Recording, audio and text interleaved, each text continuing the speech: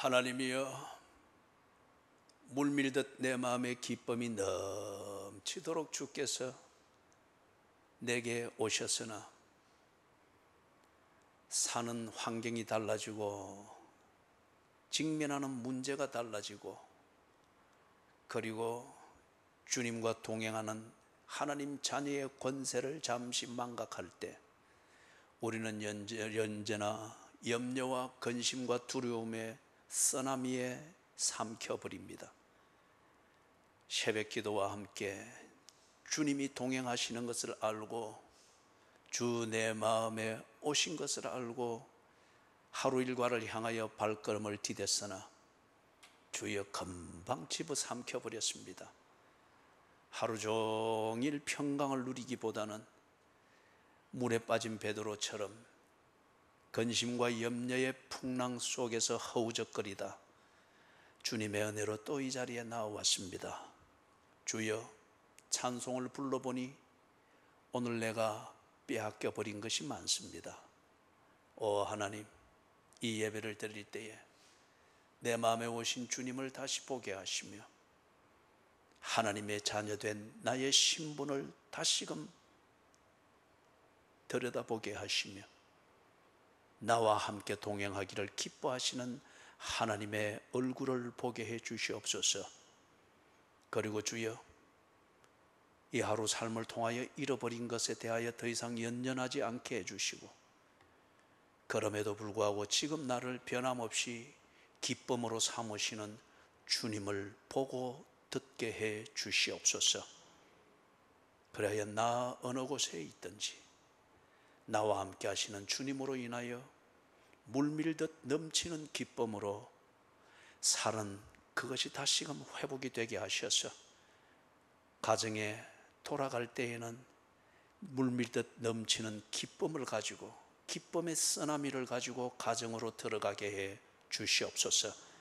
그래야 말로 다 표현하지 못하고 형용할 수 없으나 넘치는 그 기쁨으로 인하여 우리 각자가 머무는 곳마다 평강이 넘치게 하시고 우리 각자가 몸을 누인 곳마다 평강에 잠이 있게 해 주시옵소서. 예수 그리스도의 이름으로 간절히 기도드리옵나이다. 아멘. 마가복음 6장입니다.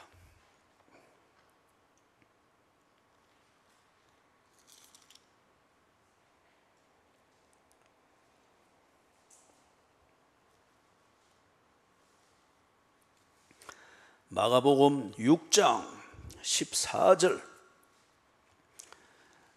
14절에서부터 16절까지 같이 읽습니다.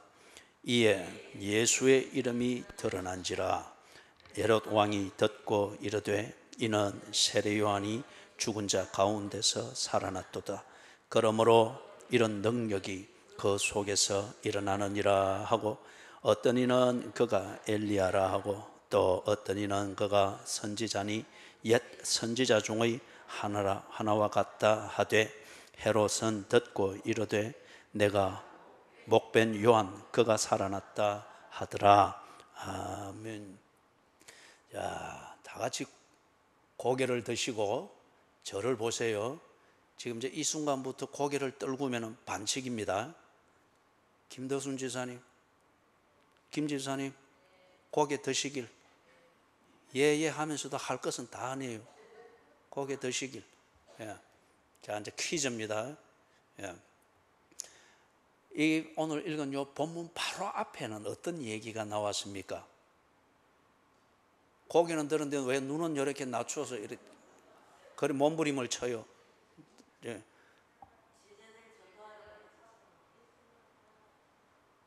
예. 그때 이스라엘의 왕이 없으므로 사람마다 제 소견에 옳은 대로 행하였더라. 그래서 세 분이 말했는데 세 분이 다 각각 다른 얘기라서 잘 모르겠어요. 그래서 아마 여러분이 이 대답을 하려고 했을 거예요. 예수님이 제자들에게 권능을 주어서 전도하도록 파송했습니다. 이 말 하려고 그랬죠.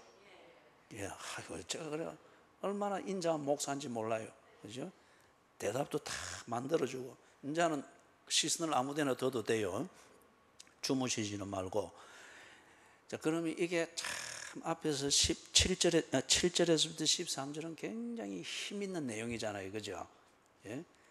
제자들이 드디어 예수님의 훈련 가운데 어느 단계까지 딱 되니까 예수님이 권능을 줘가지고, 그리고 가서 너희도 내가 하는 것을 본 것, 내가 하는 것처럼 너희도 한번 해봐라. 그래서 보냈죠. 그죠?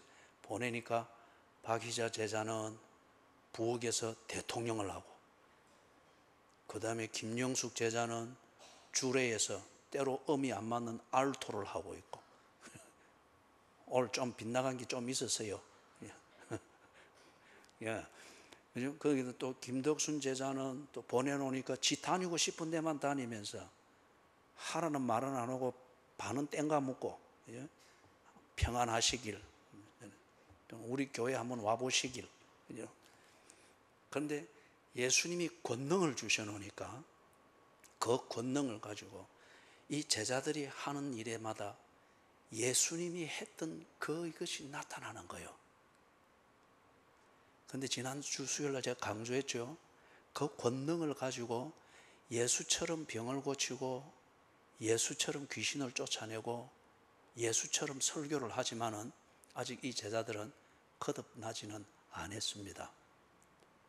그렇기 때문에 여러분이 뭐 기적을 행한다, 뭘 한다 이런다고 해서 그가 예수다 아니면은 거듭났다 이렇게 단정 짓기는 어려운 거예요. 그래서 예수님이 권능을 주죠.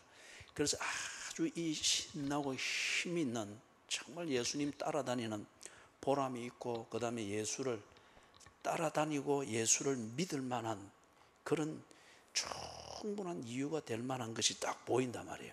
그죠? 그리고 어쩌면 이 제자들이 부럽습니다. 그런데 오늘 읽은 이 본문에서부터 딱 시작이 23절까지에서는 28절까지에서는 여러분 미안합니다. 제가 요즘 성경 읽는 게 자꾸 이렇게 오타도 나고 가지고, 그죠? 눈이 계속 나빠지니까 이게 지금 초점이 안 맞아요. 그래서 한 번씩 이렇게 해가지고, 예? 또 쏙쏙이는 교인하고 얼굴이 마주치면 또 이게 더 눈이 흐려져가지고 엉뚱한 걸 읽게 되고 막 이렇게. 그리고 여러분 그걸 조금 참으십시오. 그래서 14절에서부터 29절 나오는 여기는 보면 아주 참물을 끼얹는 것 같아요. 예수를 잘 믿은 세례 요한이 죽어도 비참하게 죽는 이 이야기가 바로 따라 나옵니다. 바로 앞에 이야기에서는 이야 정말 예수 믿으면 재밌겠다. 예수처럼 예수님이 하는 그 일을 내가 할 수 있네.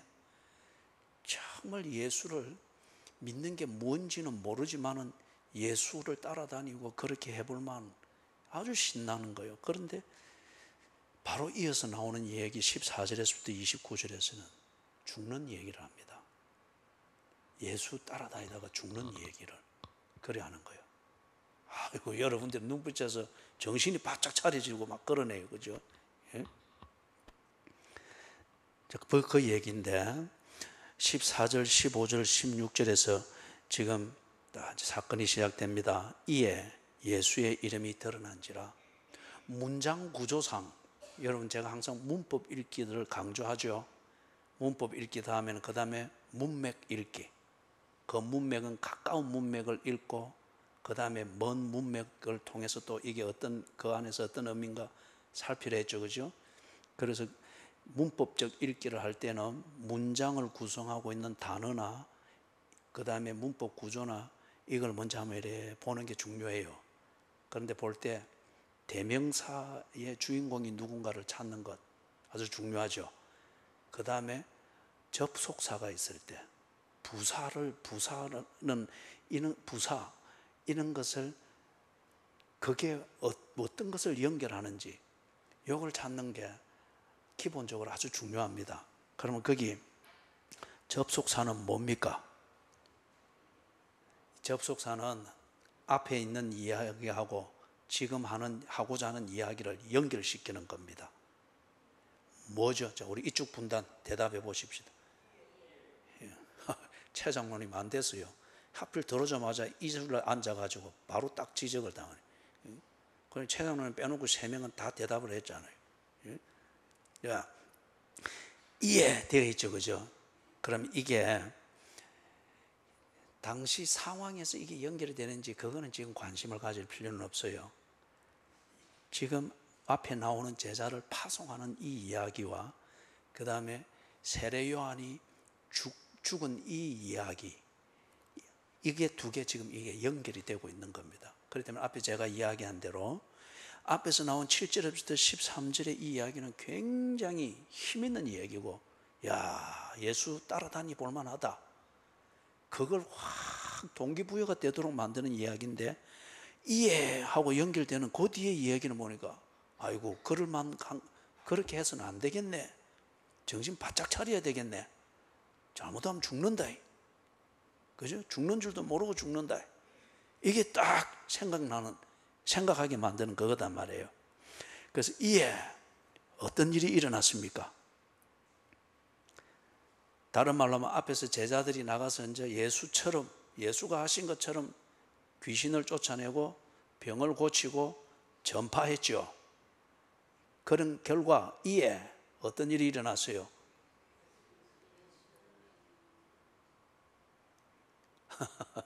거기 성경을 보고 그때는 대답해야지요, 그죠? 예, 예수의 이름이 드러난지라 더 많이 알려졌어요. 그런 이제 앞에 제가 예를 들었던 거로 해서 박희자 제자는 부엌에서 밥을 하고 섬기는 거로 예수처럼 섬겼습니다.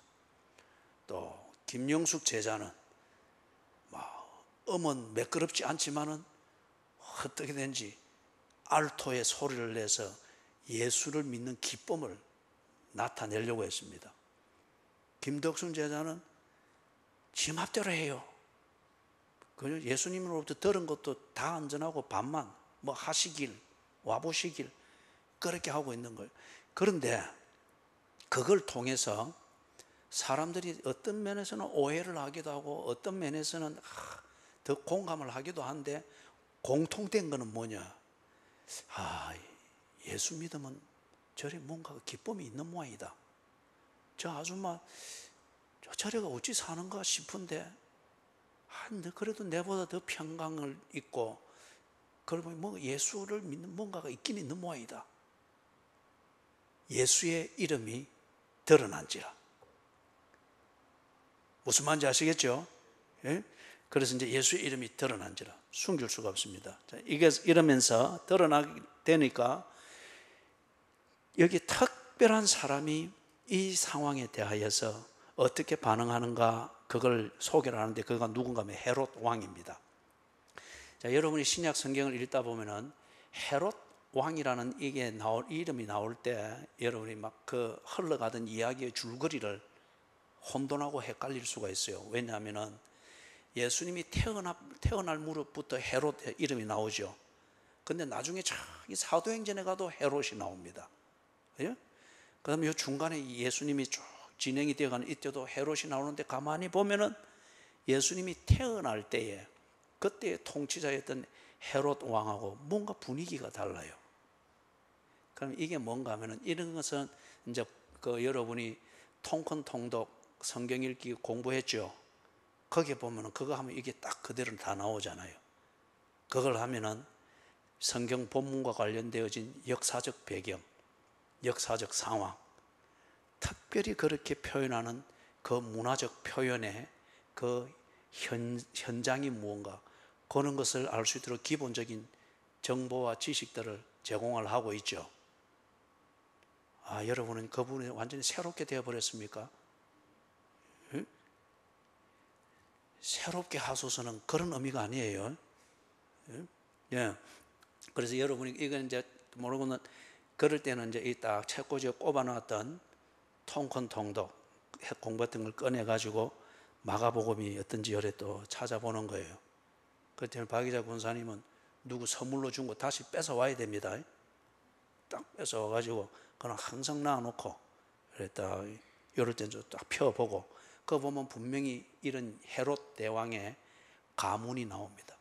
그러면 크로스웨이 하신 분들은 헤롯 대왕의 가문의 족보가 거기 딱 한 페이지 나와 있죠. 문 집사님 부부는 이때 예 하고 이때 이서는 나와야 돼요. 그죠? 그거 열심히 했는데 그죠? 예. 자, 그래서 이게 헤롯이 나올 때에는 여러분 이걸 딱 조심해야 돼. 예수님이 출생할 무렵에 헤롯이 나온 것은 소위 말해서 대왕이라 그러죠. 아버지입니다. 아버지 헤롯이고, 그 다음에 여기 예수님이 공생애를 시작하면서부터 헤롯의 이름이 나오는 것은 헤롯의 아들들이에요. 아들들인데 헤롯이라는 이 성을 가지고 성으로 부르는 거예요. 그런데 이름까지 하면은 헤롯 빌립, 헤롯 안디바, 헤롯 아켈라오스, 그렇게 됩니다. 그래서 여기 지금 나오는 헤롯 왕은 누군가 하면, 여기 지금 나오는 헤롯 왕은 헤롯의 아들 헤롯 안디바입니다. 그래서 헤롯이, 아버지 헤롯이 죽으면서 자기 아들 3명에게 아버지 헤롯이 다스리던 그 유대 땅 이것을 분할을 해 주었어요. 그래서 한 구역씩 제 아들이 맡아서 다스리고, 그 다음에 자기의 그 여행자가 그 딸이 있었습니다. 딸인지 헤롯의 여동생인지 하여튼 살로메라는 이름을 가지고 있어요. 또 이 사람한테 지금의 저기 팔레스타인 지역, 그쪽 지역을 떼가지고 그것을 통치하게 했습니다. 그래서 4명의 왕에게 이 구역을 나누어 줘서 각 구역에 왕이 되게 했다. 그래서 이 왕들은 뭐라면 분봉왕이라고 합니다. 4구역을 나눠서 분할해서 통치하는 왕이라서 분봉왕이라고 했어요. 그래서 우리 영어 표현에서는 읽을 때에 테트라크 그렇게 나올 겁니다. 테트라크, 테트라 하면 4를 말하고 아크 하는 이거는 왕국을 의미해요. 그래서 4개의 분할된 왕국이다. 무엇을 분할했는가? 예수님 태어날 때의 왕으로 있던 헤롯 대왕이 죽으면서 이걸 분할해서 자기 아들 3명과 살로메, 딸인지 자기의 여동생인지 지금 제가 헷갈립니다. 거기서 나누어져서 분할하게 한 거예요. 그래서 저 북쪽은 누가 있는가 하면 헤롯 빌립, 갈릴리 저 북쪽. 그 다음 갈릴리 지역, 요 서쪽 갈릴리 서쪽 지역, 여기는 이제 나사렛이 들어가고 하는 이쪽입니다. 여기는 누구가 했는가 하면 지금 이 헤롯 안디바가 했어요. 그 다음에 예루살렘이 있는 이 유대 땅은 누가 했는가 하면은 헤롯 아켈라우스가 했습니다. 헤롯 아켈라우스가 이렇게 나눠주고, 가자 지역 그쪽은 지금 살로메라는 이 딸에게 했단 말이에요. 자, 그렇기 때문에 분봉왕이라 그렇게 불렀습니다. 분봉왕. 여러분들이 이 신약을 읽다 보면 분봉왕이라는 표현이 나오는 걸 봤죠, 그죠? 그래서 요 이제 헤롯 왕, 이 사람은 누군가 하면은 헤롯 안디바스입니다. 헤롯 안디바스. 이 헤롯 안디바스가 딱 듣고서는 불안해합니다. 예수의 소문을 듣고는 불안해합니다. 왜냐하면 헤롯 안디바스가 지금 예수가 누군지 어떤 본성 이거는 전혀 모르고 단지 예수님께서 지금 어떤 일을 했다, 어떤 위대한 일을 했다, 그분이 했을 때 어떤 일들이 생겼고, 그런데 그분이 참 설교를 하는데 사람들이 놀라운 평화를 누리면서 어떻게 한다, 이런 얘기만, 이 사건에 대해서만 지금 이야기 들으면서 굉장히 불안해합니다.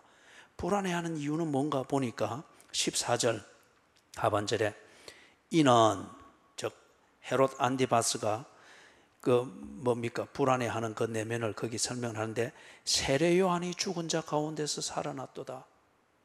그러므로 이런 능력이 그 속에서 일어나느니라. 자, 그러면 여기 볼 때 지금 헤롯 안디바스는 이 소문을, 예수에 관한 소문을 쫙 들으면서 예수라는 이 사람이 소문과 같은 그런 일을 하고 그런 설교를 하면서 사람들에게 감동 감화를 끼칠 수 있는 이유는 뭐라고 합니까? 왜 그렇게 하는 일이 일어난다고 헤롯 안디바스는 그렇게 믿고 있습니까? 14절에서 그러므로 이런 능력이 그 속에서 일어나느니라. 그죠? 그러면은 그 능력이 그 속에서 일어난다. 그 능력은 누구의 능력입니까? 세례 요한. 그 앞에 있죠. 세례 요한이 죽은 자 가운데서 살아났도다. 그렇다면은 이 헤롯 안디바스는 무슨 말이에요? 세례 요한인 것 같으면은 지금 소문과 같은 그런 내용의 일들을 세례 요한은 얼마든지 할 수 있는 사람이다 라고 헤롯 안디바스는 그렇게 믿고 있는 거예요. 그런데 그런 일들의 소문을 이제 쫙 듣게 됐는데 그 소문의 주인공이 누군가? 예수라는 사람이다. 그러니까 헤롯 안디바스는 예수가 누군지 몰라요. 그래서 단지 세례 요한이 살아났다. 세례 요한이 살아났다. 그런데 기뻐하는 것이 아니고 굉장히 불안해하고 두려워합니다. 15절을 보면은 15절은 어떤 이는, 이거는 사람들이에요. 일반 사람들이 예수님에 대한 이 소문을, 헤롯 안디바스가 듣는 똑같은 소문을 이들이 듣는데, 이 사람들은 그 정체가 누구라고 말하는가 하면 엘리야다, 아니면 어떤 이는 선지자다. 옛날에 지금 우리가 가지고 있는 성경으로는 구약 성경입니다. 그때 그 사람들, 유대인들에게는 그들은 그냥 성경이에요. 아직 그때는 신약이 기록돼서 완성이 안 되었기 때문에 그들이 가지고 있는 것은 지금 우리가 가지고 있는 구약 성경만 가지고 있었습니다. 그래서 구약 성경을 읽으면서 우리가 알고 있는 선지자들을 그들이 흔히 알고 있죠. 그러니까 이 소문의 주인공은 엘리야든지 아니면은 선지자다. 우리가 성경에서 읽었던 그 선지자가 나타난 것이다. 그래 하는데 16절, 헤롯은 듣고 이르되 내가 목벤 요한 그가 살아났다 하더라. 그런 일을 하고 있는 소문의 주인공은 세례 요한 아니면 안 된다. 다른 말로 하면은 헤롯 안디바스는 세례 요한을 굉장히 인정하고 있습니다. 경건한 사람, 능력 있는 하나님의 사람, 어떤 이런 것으로 인정하고 있습니다. 그 다음에 동시에 또 보니까 굉장히 불안해하고 있습니다. 만약에 세례 요한이 살아났다고 하면, 이게 사실이라고 하면, 이거는 이 헤롯 안디바스에게는 굉장히 불안한 현실이 되는 거예요. 왜 그러는가? 16절에 내가 목벤 요한 그가 살아났다 아니라. 그럼 지금 이 소문이 퍼지고 헤롯 안디바스가 이런 반응을 하고 있는 이 상황에 세례 요한은 살아 있습니까? 죽었습니까? 아유, 이 어려운 문제를 그리 쉽게 맞추시네. 그죠? 헤롯은 죽었는데 어쩌다 죽었습니까? 예? 누가 방금 모가지라 했습니까?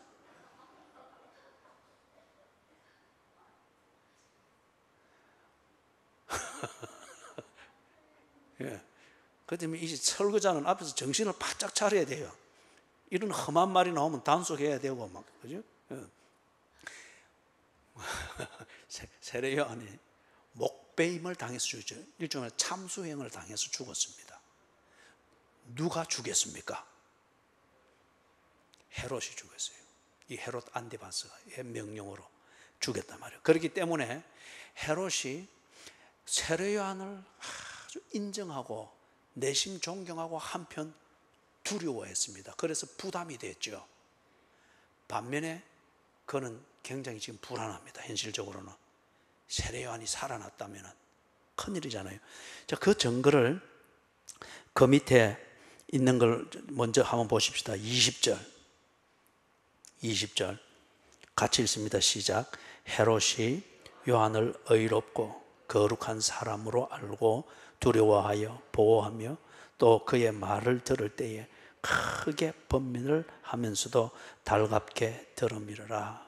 이게 그 위에 19절에 보면은 헤로디아가 요한을 원수로 여겨 죽이고자 하였으되 하지 못한 것은, 그 이유는 뭐냐? 20절에 나오는 것처럼 헤롯 안디바스는 세례 요한을 거룩한 사람으로 인정하고 있었습니다.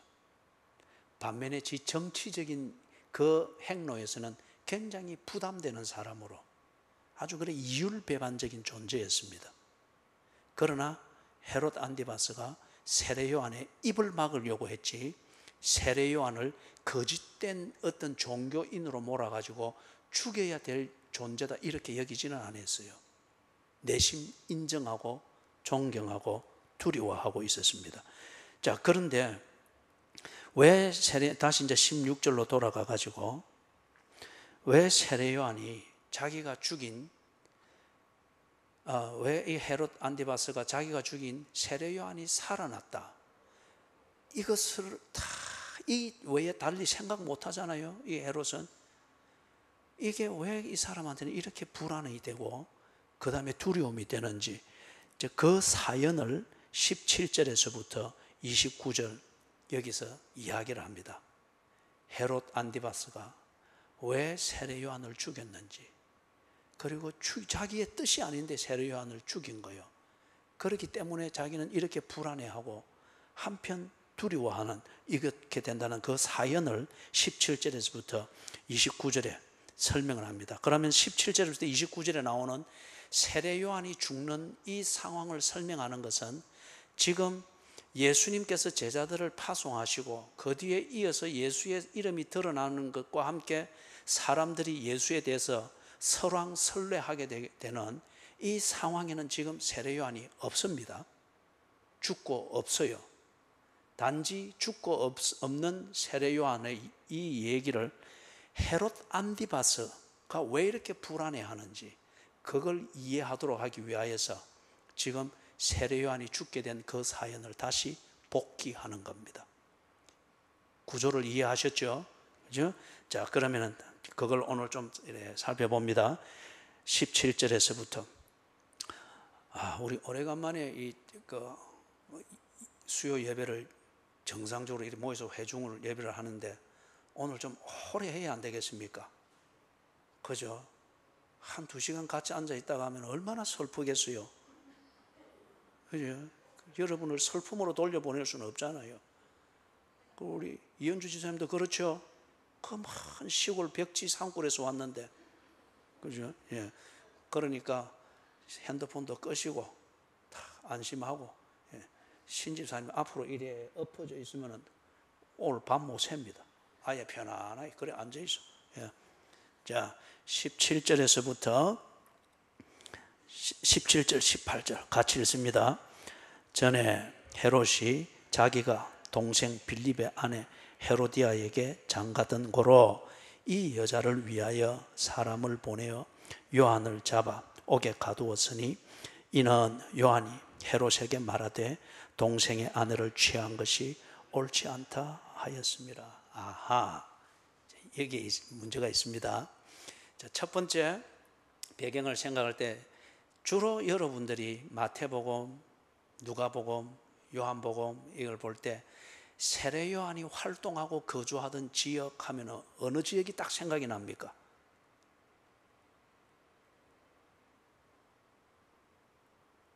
여러분의 표정의 의미를 압니다. 목사님이 알아 대답하십시오. 그 말이죠. 요단강이 항상 묶여서 생각나죠. 그죠? 요단강. 그런데 예수님께서 세례를 받으시던 요단강 그 지역은 어디였는가 하면은 예루살렘 가는 길목입니다. 그런데 지금 헤롯 안디바스는 갈릴리 서쪽 지역을 다스리는 분봉왕이거든요.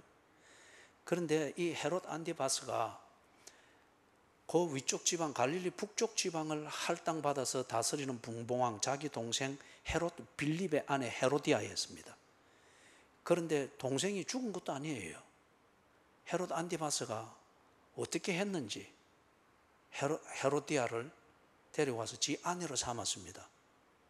그럼 헤로디아는 전혀 마음에도 없는데 밤에 보쌈을 당해서 여기로 와서 강제로 아내가 됐겠어요. 그래서 갑순이처럼 밤마다 달 보며 갑돌이 생각하며 울었더래요. 그런 순정파 여인이었겠습니까? 아니면은 헤로디아하고 안디바스하고 둘이 눈이 맞아가지고 그래서 지금 와서 제수 씨와 아주버니가 부부가 됐겠습니까? 어느 쪽이겠어요? 항상 이 사람들의 속성은 나쁜 쪽으로 생각을 해요. 그죠? 특히 이런 관계에 대해서는. 그 답이 맞기는 맞아요. 왜냐하면 이 뒤에 헤로디아가 하는 처세를 보면은 딱 나옵니다. 딱 나와요.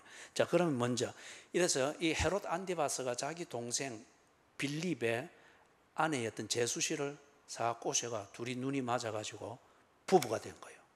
이거는 유대인의 법으로 있을 수 없는 법입니다. 유대인의 법으로 있을 수가 없는 일이다 말이에요. 이것에 대해서 세례 요한이 딱 지적을 한 거예요. 마태복음인가 다른 데서는 보면은 이 헤롯 안티바스 보고 세례 요한이 뭔가 하면은 여우라 그랬습니다. 이 여우야. 이라니 성질 나겠어요, 안 나겠어요?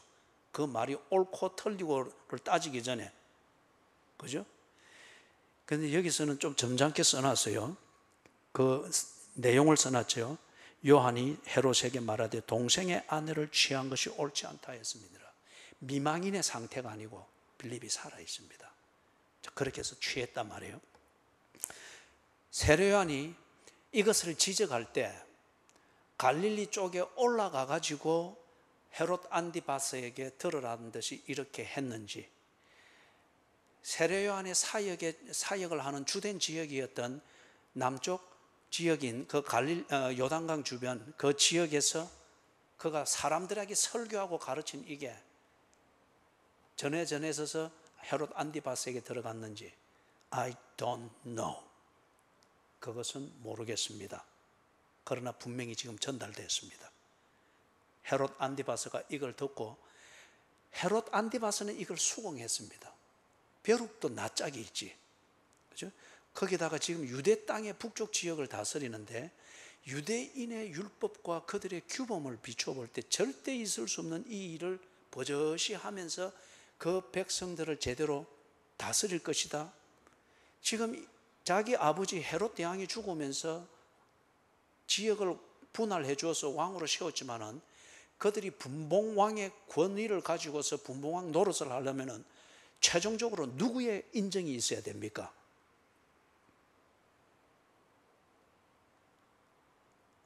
마스크를 하셨으니까 답답하니까 저보고 알아서 대답하라 그거죠, 그죠? 로마 황제입니다. 왜냐하면 당시 유대 땅이 로마의 식민지이기 때문에 로마 황제가 그들의 실제적인 법적 군주예요. 그렇기 때문에 로마 황제가 결재하지 않으면은 식민지에서는 어떤 것도 합법화될 수가 없습니다. 그런데 로마 황제가 딱 누구를 분봉왕으로 세워주고 권력을 주고 이래 세워주는데 거기에서 만약에 반란이 일어나고 소요가 일어나고 그래서 늘 시끄럽고 이러면은 로마 황제의 신임을 잃어버립니다. 그래서 박탈당하고 다른 사람으로 교체되고, 그렇기 때문에 어떻게든지 식민지에서 분봉왕이 되어서 다스리는 왕들은 로마 황제의 신경을 거스르는 일이 일어나지 않도록, 즉 유대 땅 같으면 반란이 일어나지 않도록. 왜냐하면 로마 식민지 중에서 가장 반란이 자주 일어나고 심하게 일어났던 곳이 유대 땅입니다. 그렇기 때문에 이 유대 땅에 대한 자치권을 주기도 하고 뺏기도 하고 달래기 위해서 주기도 하고 뺏기도 하고 늘 그랬단 말이에요. 그런데 지금 헤롯 대왕이 로마 황제에게 아주 잘 보였고 로마와 좋은 관계를 맺었습니다. 그 사람의 재주가 악한 사람인데 재주는 뛰어났어요. 그러면서 이 아버지에 대한 신임을 입고 이 아들들이 분봉왕이 되어서 로마 황제 안에서 다스린단 말이에요. 그런데 또 다스리는데 헤롯 안티바스가 다스리는 이 갈릴리에 그런 식으로 불륜으로서 부부가 되어진 이것 때문에 유대인들이 자기들의 율법을 모독하고 관습을 모독하였다고 하여서 반란을 일으키고 하면은 안티바스가 정치적으로 자기가 이미 불안하잖아요. 그렇기 때문에 세례 요한이 그렇게 지적할지라도 안티바스가 개인적으로 옳기 때문에 수긍했고, 우리가 20절에서 봤죠, 그죠? 그 다음에 거기 20절에서 보면 그러잖아요. 후반부에 그의 말을 들을 때에 크게 번민을 하면서도, 그 다음은 여러분이 읽으십시오. 달갑게 들어미르라. 그죠? 그래 했단 말이에요. 개인적으로 그렇게 했고, 그 다음에 정치적으로 볼 때 어떻게든지 소요가 일어나지 않고 반란이 일어나지 않도록 하기 위해서 그것을 지적하는 세례 요한에게 드러내놓고 공격하거나 어떤 억압을 가하지 않았습니다. 그런데 문제는 요 헤로디아가 옆에서 막 끌어대는 거예요. 그죠? 그러면 뭐 잠이나 잘 자든지, 그러니까 뭐 연애할 때도 잠 자듯이 막 푹 잠이나 잘 자든지, 베개에 머리만 올려놓으면 잠이 푹푹 들어버리면 덜 끌걸 거잖아요. 근데 요 헤로디아가 안디바스를 싹 끌는 거예요. 그 소리 듣고도 참느냐? 아니면은 이 헤로디아가 자기는 못 견디겠다는 식으로 막 그러는 거예요. 그러니까 헤롯 안디바스가 정치적으로는 소요가 일어나지 아니하고 개인적으로는 세례 요한에 대한 인정함이 있고 존경함이 있습니다. 그 다음에 가정적으로는 아내에게 미운 틀이 안 박히고 아내와 좋은 관계를 유지하는 이 즐거움을 위하여서 나름대로 타협을 씁니다. 그래서 뭘 하는가 하면 세례 요한을 옥에 가두었습니다. 세례 요한을 죽이기 위해서가 아니고 세례 요한의 입막음을 하기 위해서. 그리고 한편 그걸 통해서 헤로디아에게 죽이는 것까지 할 필요가 있나? 잠잠하면 되지 않느냐? 그래서 입막음을 했습니다. 그런데 이걸 통해서 헤롯 안디바스는 적절히 조치했다고 여기는데 헤로디아는 만족하지 못했습니다. 벼르고 있었습니다. 그죠? 거기서 더 길길이 날뛸 때에 남편의 그걸 상해서 오히려 화를 돋울 수 있을 것 같고, 그 다음에 헤로디아도 정치 그 최상위에서만 이렇게 살아왔던 여인이기 때문에 그걸 못 읽겠어요. 소요가 나거나 반란이 나지 아니하면서도 자기가 하고자 하는 이 복수를 하고자 하는 거예요. 자, 이게 굉장히 어려운 퀴즈입니다. 이 온유월에도 서리가 오는 때가 있어요. 어떤 기상 변화가 있을 때입니까? 어떤 조건이 될 때 온유월에도 서리가 옵니까? 예. 그렇기 때문에 이 남자는 믿을 수가 있어요. 그런데 여자가 한번 앙심을 품었다, 갈고 있다, 반드시 온유월에 서리가 옵니다. 그래서 이것 때문에 결국 세례 요한이 목베임을 당해서 죽습니다. 무섭죠? 예? 남자분들 잘하십시오. 예. 언제나 하늘 품었는지 언제나 살피고, 예? 자다가 철두길로 나갈 때는 이유가 있는 거예요. 살피시라고요. 그죠? 예. 자, 그 다음에 봅니다. 19절에서부터 20절 우리 다시 한번 읽도록 하겠습니다. 헤로디아가 요한을 원수로 여겨 죽이고자 하였을 때 하지 못한 것은 헤롯이 요한을 의롭고 거룩한 사람으로 알고 두려워하여 보호하며 또 그의 말을 들을 때에 크게 번민을 하면서도 달갑게 들어밀어라. 자, 그런데 이게 마가복음에서는 헤롯 안디바스의 그 개인적인 심정과 처신을 자세하게, 인간적인 면에서 자세하게 기록을 해놨습니다. 그러나 마태복음이나 누가복음에서는 보면은 헤롯 안디바스가 세례 요한을 처형시키는 그 어떤 객관적인 사건 중심으로 그냥 묘사를 해놨습니다. 그렇기 때문에 그 면에 있어서는 여우라, 그 다음에 간단하게 그 일을 처리하는 한두 문장으로 딱 하고서 그렇게 지나가고 있습니다. 그 차이를 여러분이 이해를 하시고, 이것도 역시 90일 통근 통도, 거기 보면 아마 이런 배경들을 조금 볼 수가 있을 겁니다. 21절에서부터 21절 같이 한번 읽어보겠습니다. 마침 기회가 좋은 날이 왔으니 곧 헤롯이 자기 생일에 대신들과 천부장들과 갈릴리의 귀인들로 더불어 잔치할세. 방금 누가 그 귀인들을 귀신들이라 읽었습니까?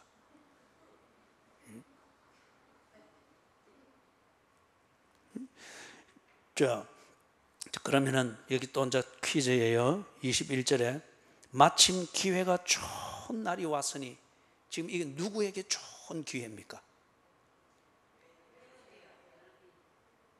헤로디아, 그죠? 예, 헤로디아.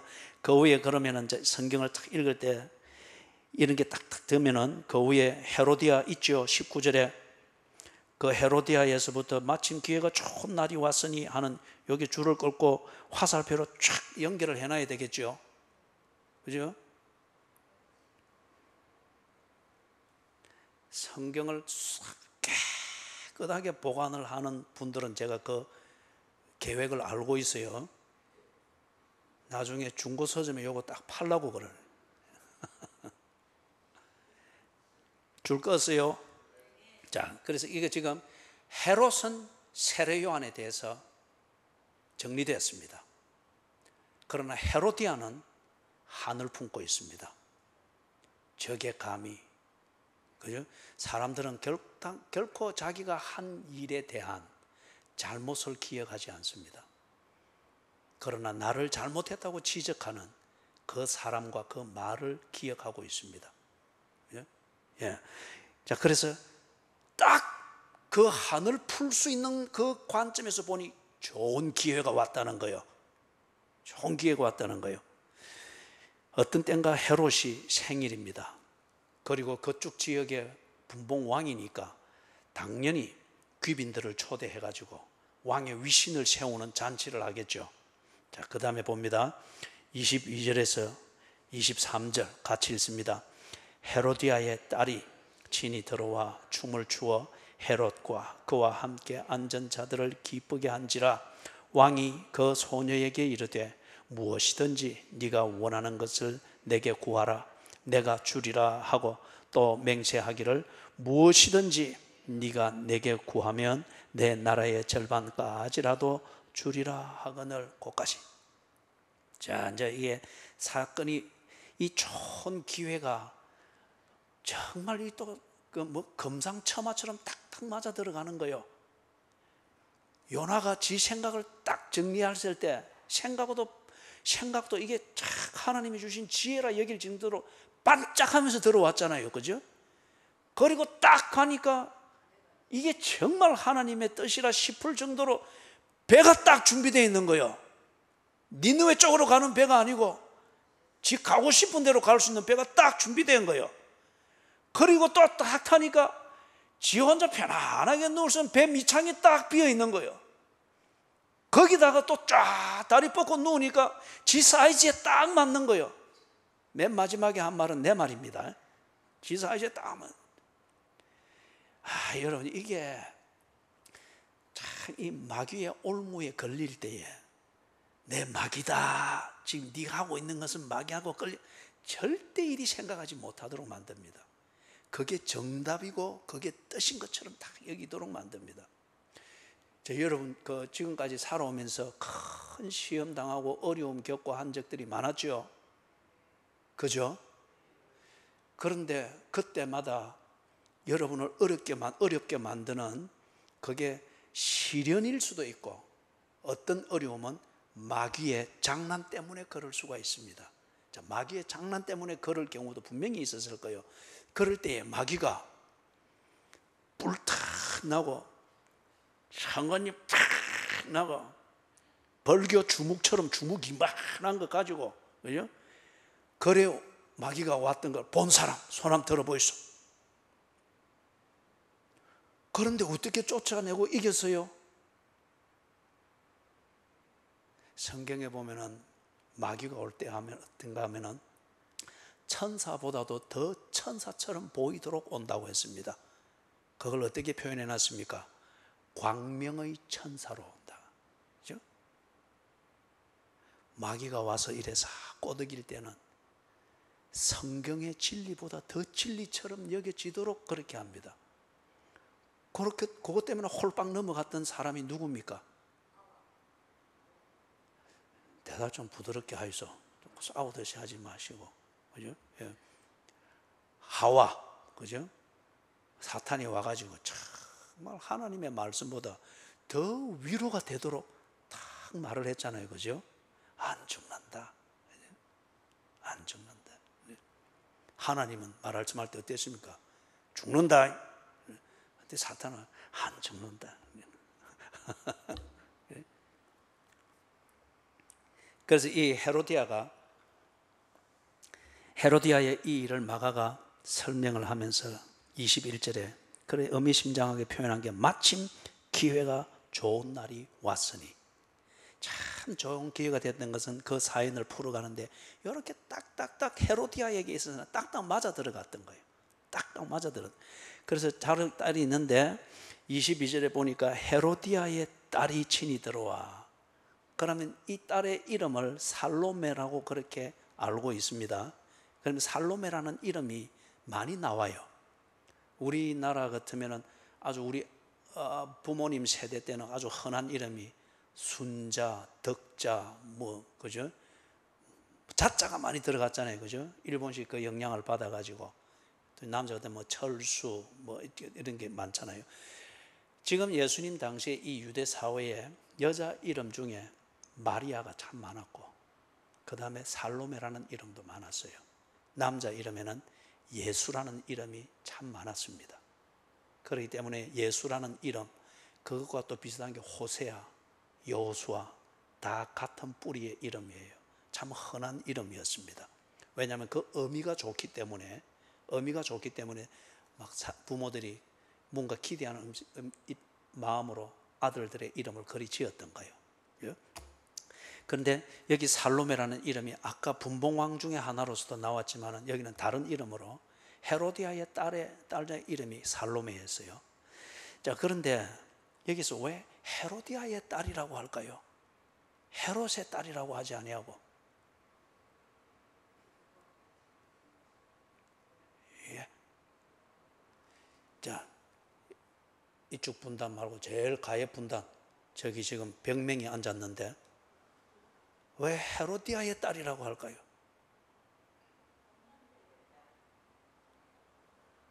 황 권사님은 지금 주소가 어딘지도 모르고 제일 가해 딸이라고, 제일 가해줄.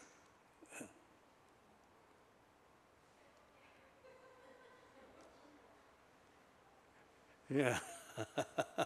예. 예. 자, 그러면 이쪽에는 우리 제일 이쪽 오른쪽 분단에 왜 헤로디아의 딸이라고 했죠?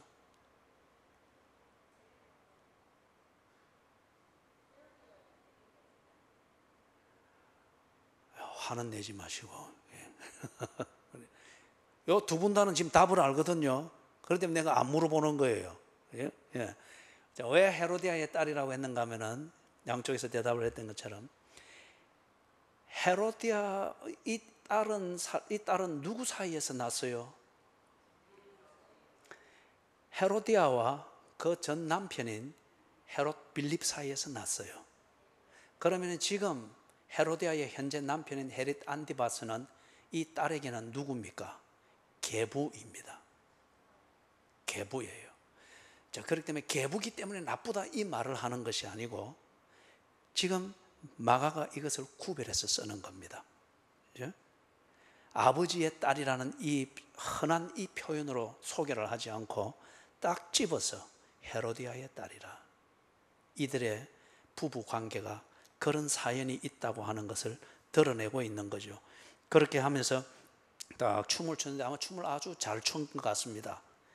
그러니까 이 자기 계부 이 헤롯 안티바스가 아주 기분이 좋은 거예요. 그 다음에 귀인들을 다 불러다가 왕의 채신을 세우는 생일잔치라는데 이 딸이 나와서 이 여흥을 돋아주고 분위기를 살려주고 격을 갖춰주니까 기분이 너무 좋은 겁니다.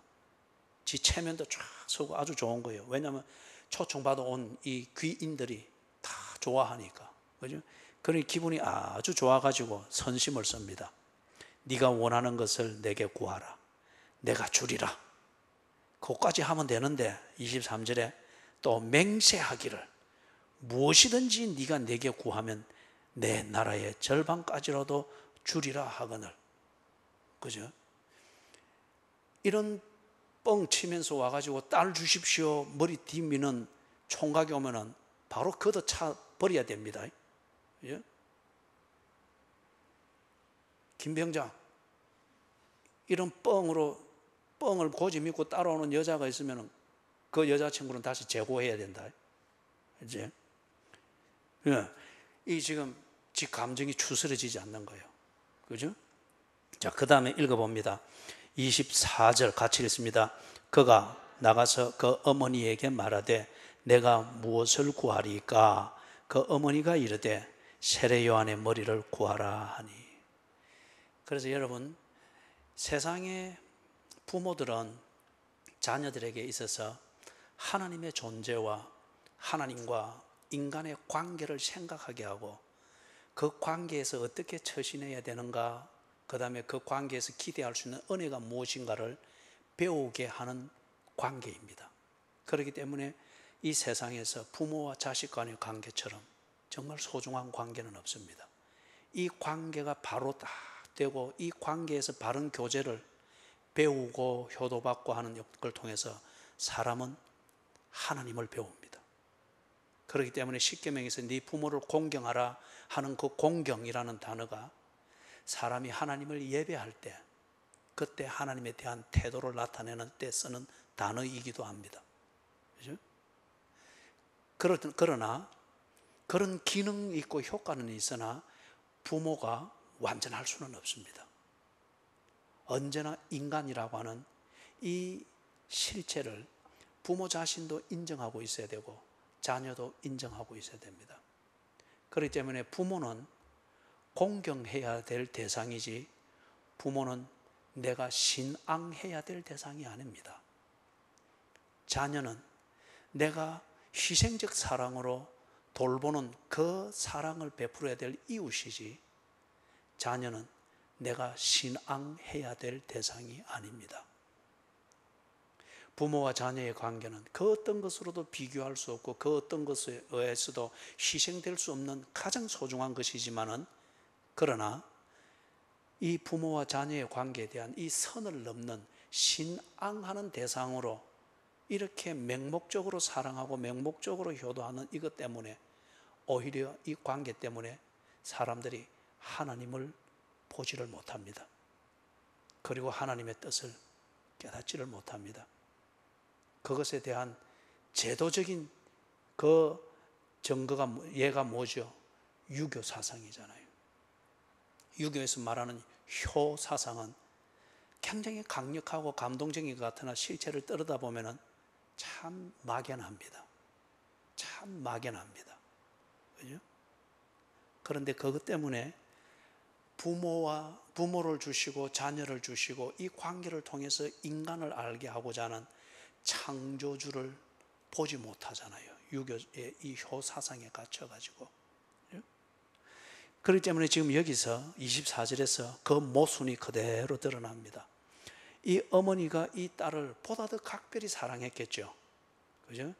친아버지 아닌 계부, 자기가 좋아서 왔지만은 딸을 데려왔어요. 딸과 계부가 정말 좋은 관계가 되도록 챙기고 돌보고 하는 이런 게 있을 수도 있겠죠. 우리가 상식적으로 추측해 볼 때에.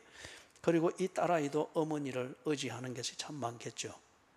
그리고 딸은 특히 한 여성으로 자라감에 있어서 그 지혜와 보호는 어머니에게서 받는 거죠. 그죠? 그래서 여성이 되는 준비를 하죠. 그렇기 때문에 아버지하고 할 수 있는 얘기를 딸은 어머니하고 많은 얘기를 해야 됩니다.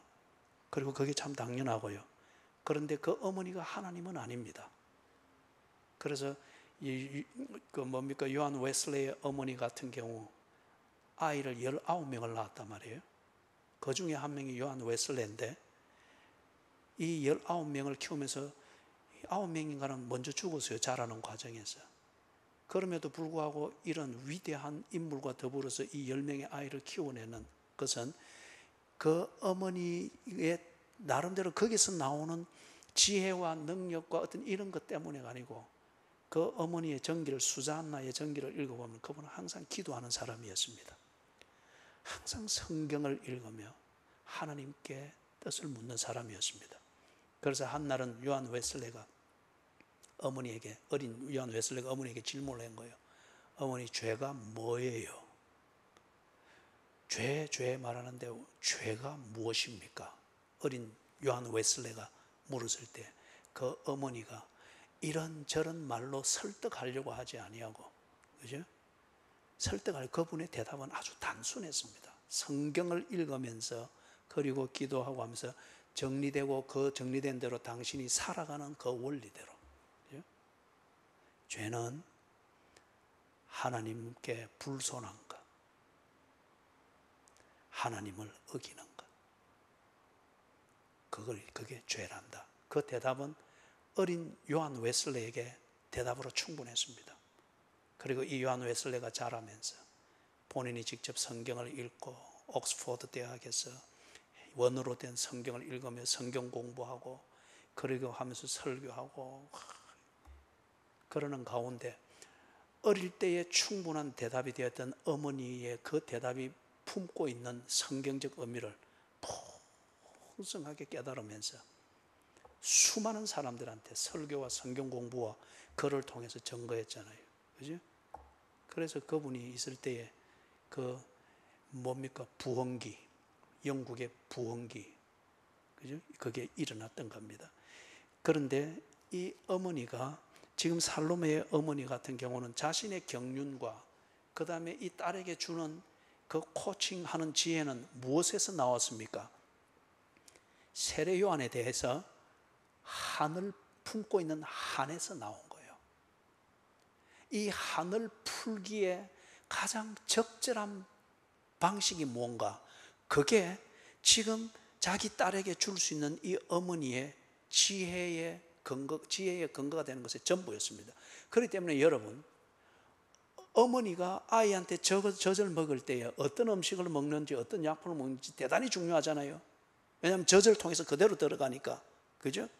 마찬가지로 어머니가 어떤 사상을 가지고 있는지, 어떤 욕구를 가지고 있는지, 그리고 어떤 습관을 가지고서 일상생활의 가치와 우선순위를 먹으면서 그렇게 사는지, 그 어머니가 무엇으로 인해서 기뻐하는 그런 성향을 가지고 있는지, 그게 어머니를 공경하고 어머니를 신뢰하는 그 자식이 삶의 문제를 풀기 위해서 지혜를 구하고 잔잔한 대화를 그렇게 요구하면서 올 때에 툭툭툭 뱉어내는 것, 그거는 자식들이 그냥 그대로 다 빨아들입니다.